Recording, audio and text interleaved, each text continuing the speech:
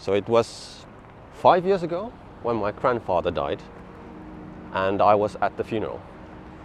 And I had a very interesting problem. And the problem was that I was so ecstatic. Like I felt so much joy, like so much happiness. I was crying, but not because of sorrow, because of happiness. And it was a problem because, well, it's not really appropriately smiling in a funeral. Did people notice or say anything? Or I guess I was able to hide it quite well, but I felt like there was energy rolling in my body. Yeah. But like related to the funeral, or like? Well, the event of death. Okay. And that was because at that time my level of consciousness was so high. Okay. High as in like you're on drugs high, or? I don't mean that I was high on drugs. My level of consciousness was really, really high. Okay. In different cultures like Hinduism, Judaism, Christianity, basically like most religions, they have this concept of levels of consciousness. Like levels, like a video game, like you level up and then Kind you're like... of, yeah. And actually the one system that I like to use has 600 levels. Like everything has a number. Like wait, 600, so you're like every time you level up you just get one number higher, or what? Well, you don't level up, you go up and down, and you can be a scale. This building has a number, this weather has a number, I have a number. Buildings have numbers? You have a number. I have a number. Of course I have a number. What's my number? What's my number?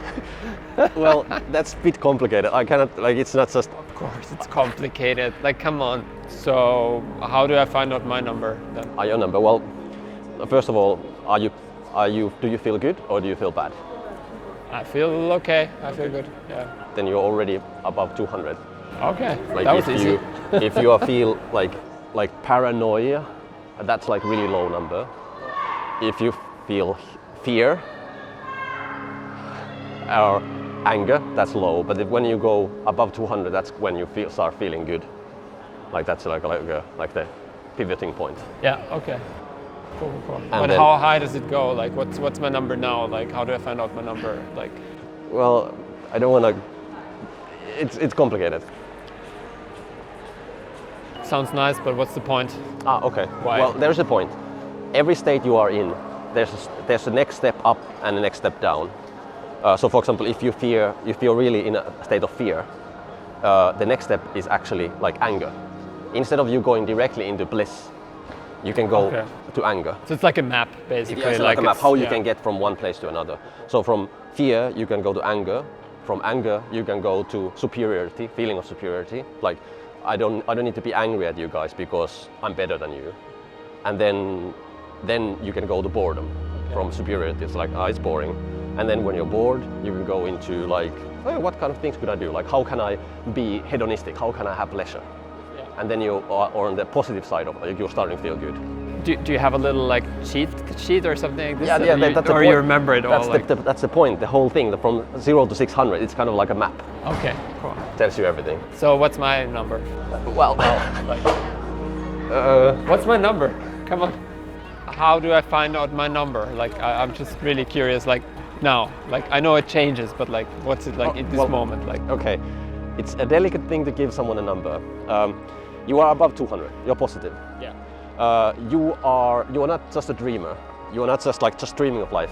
You're actually doing things. I can feel it. You express yourself. So you are above 300. The most richest people around the world, like that's 370. The highest scientific minds, like Einstein, Newton's, like they're like 400s. And then spiritual, that's like 500. And I can see that you're not quite like, you're not in a like a, you're not meditating, you're not right now there. Maybe you are in life in general, but, and then 600, that's kind of like enlightenment. Okay, I have a number for you. What's my number?